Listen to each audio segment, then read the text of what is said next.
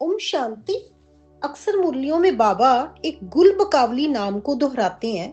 जैसे बाबा कहते हैं ना, ज्ञान में जब हम चलते हैं तो कहीं ना कहीं माया पछाड़ देती है हमें।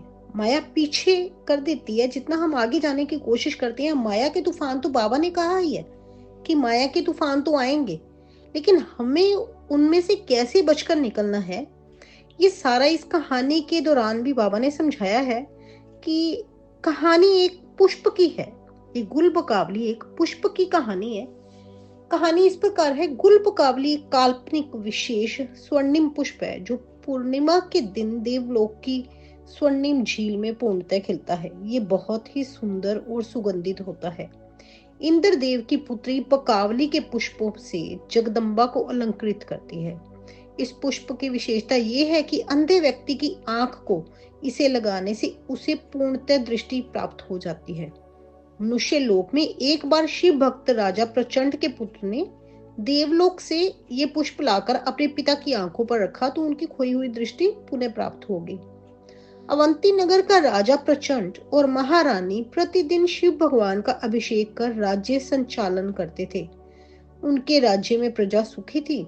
कई वर्षों तक संतान न होने के कारण राजा ने रूपवती नामक कन्या से पुनर्विवाह किया, जिससे 3 पुत्रों का जन्म हुआ। ये तीनों पुत्र मूर्ख और बुद्धिहीन थे। प्रथम रानी संतान प्राप्ति के लिए शिव आराधना में ही व्यस्त रहने लगी। कुछ दिनों पश्चात उसके एक पुत्र ने जन्म लिया जिसका नाम विजय रखा गया। द्वितीय रानी को ईर्ष्या होने लगी क्योंकि प्रथम रानी के पुत्र विजय के कारण उसके लड़कों को राज्य अधिकार प्राप्ति की संभावना नहीं थी। इसलिए द्वितीय रानी ने अपने भाई वक्रकेतु के साथ मिलकर एक योजना बनाई। उसने ज्योतिषों के द्वारा राजा को बहकाया कि विजय को राज्य से बाहर छोड़ दिया जाए। यदि नहीं छोड़ा गया तो उसके रहने से ये राजा नेत्रहीन हो जाएंगे। ज्योतिषों ने आकर आदेश को मानकर राजा के सिपाहियों को आदेश दिया कि विजय को न केवल जंगल में छोड़ आए बल्कि उसे खत्म कर दें। सिपाहियों ने जंगल में विजय को मारने के लिए तलवार निकाली तो तलवार पुष्पहार बन गई। पैरों से कुचलकर मारना चाहा तो पैर शक्तिहीन हो गए क्योंकि उसके साथ बाबा की कृपा थी ना। अंत में शिवजी ने एक मुनि के रूप में आकर विजय को एक गडरिये के हाथ सौंप दिया। बाबा खुद आए, शिव बाबा खुद आए तो उन्होंने विजय को एक गडरी के हाथ सौंप दिया। वह उसकी पालना करने का आदेश दिया। दिन प्रतिदिन विजय बुद्धिमान एवं चतुर होने लगा एवं सर्व विद्याओं में निपुण होने लगा। उधर राजभवन में वक्रकेतु ने योजना बनाई कि किसी भी तरह राजा को अंधा बनाकर स्वयं राज्य करे। इस योजना को क्रियान्वित करने के लिए उसने राजा को शिकार करने के लिए जंगल जाते समय दूध में एक ऐसी तरह की दवा मिलाकर पिला दी। धीरे धीरे राजा की दृष्टि कम होती गई। वो ठीक उसी समय जब वह पूरा अंधा होने वाला था, उसके सामने विजय दिखाई पड़ा। उसको अपने सामने विजय, उसका बेटा जो चला गया था, वो दिखाई पड़ा। इसके तुरंत बाद ही राजा अंधा हो गया। राजा ने विजय को पहचान लिया कि यही उसका बेटा है। विजय की भी माँ द्वारा संपूर्ण रहस्य मालूम हुआ। विजय को भी अपनी माँ के द्वारा संपूर्ण रहस्य मालूम हुआ। एक बार विजय अपने माता पिता से मिलने जब छिपकर महल में पहुंचा तो वही उसे मालूम हुआ कि देवलोक में गुलबकावली पुष्प लाकर पिता की आंखों पर रखने से उन्हें पुनः दृष्टि प्राप्त हो सकती है। विजय ने गुलबकावली पुष्प लाने के लिए प्रस्थान किया। रास्ते में एक शहर में युक्तिमती नामक एक युवती रहती थी। वो बहुत लोगों को जुए के खेल में हराकर अपने पास बंदी बनाकर रखती थी। शर्त ये थी, जो उसे हराएगा युक्तिमती उसी से शादी करेगी। वास्तव में वह अपनी युक्ति से ही खेल में जीत पाती थी। इस खेल के बीच में एक बिल्ली के सिर पर दीपक रख उसके आगे चूहा छोड़ दिया जाता था, जिसे पकड़ने के प्रयास में बिल्ली दौड़ती थी, दीपक नीचे गिर जाता था एवं अंधेरा हो जाता था।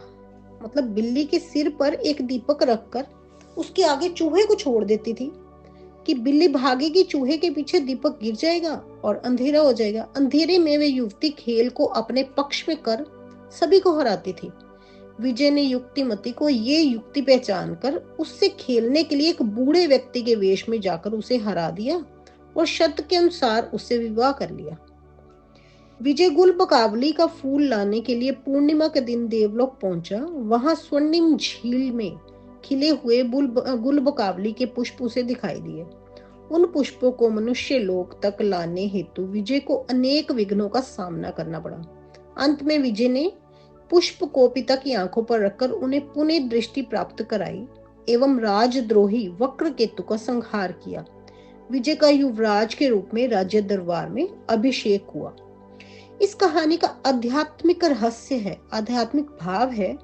जैसे अच्छे व्यक्ति को गुलबकावली पुष्प द्वारा दृष्टि प्राप्त होने का प्रसंग कहानी में स्पष्ट किया गया है, वैसे ही वर्तमान समय चारों ओर व्याप्त अज्ञान अंधकार एवं विकारों के वशीभूत हुए ज्ञान नेत्रहीन मानव को पुणे शिव बाबा परम धाम से आकर ज्ञान प्रकाश रूपी पुष्पों द्वारा ज्ञान का तीसरा नेत्र प्रदान करते हैं। माना ज्ञान की वर्षा करते हैं, ज्ञान का तीसरा नेत्र प्रदान करते हैं। जैसे राजकुमार को गुलबकावली पुष्प लाने के लिए अनेक विघ्नों का सामना करना पड़ा, वैसे ही आत्माएं जब ज्ञान मार्ग पर चलती हैं तो 5 विकारों रूपी माया बिल्ली अनेक प्रकार के विघ्न डालती है। तो 5 विकारों रूपी जो काम, क्रोध, लोभ, मोह, अहंकार, जो 5 विकार हैं, इनके द्वारा अनेक जैसे विघ्न पड़ते हैं। जैसे माया बिल्ली अनेक प्रकार के विघ्न वहां भी डाल देती तथा संपूर्ण ज्ञानी और योगी बनने नहीं देती, परंतु निर्भयता पूर्वक विघ्नों का सामना कर एक शिव बाबा पर दृढ़ निश्चय रख आगे बढ़ने वाले स्वतः ही ज्ञान नेत्र प्राप्त कर अन्य आत्माओं को भी ज्ञान नेत्र प्रदान कराते हैं।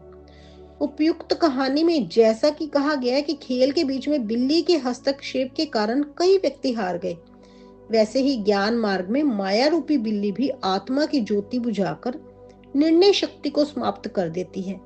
माया के प्रभाव को समझकर विजयी बनने वाले ही बुद्धिवान, ज्ञानी और योगी आत्माएं जैसे राजकुमार ने राजद्रोही का संहार कर युवराज पद प्राप्त किया, वैसे ही हमें भी शिव शक्ति बन माया का संहार कर शिव बाबा से स्वर्ग के राज्य का अधिकार लेना है। हमें भी माया बिल्ली को पछाड़कर बाबा से राज्य का अधिकार लेना है जो बाबा हमें देने आए हैं। बाबा हमें पावन बनाने आए हैं, तो हमें अपने ऊपर ध्यान रखना है, माया के वश नहीं होना है। बाबा ने बताया माया तो आएगी, माया तो बार बार आएगी, लेकिन आपने उससे बचकर निकलना है। अच्छा जी, ओम शांति।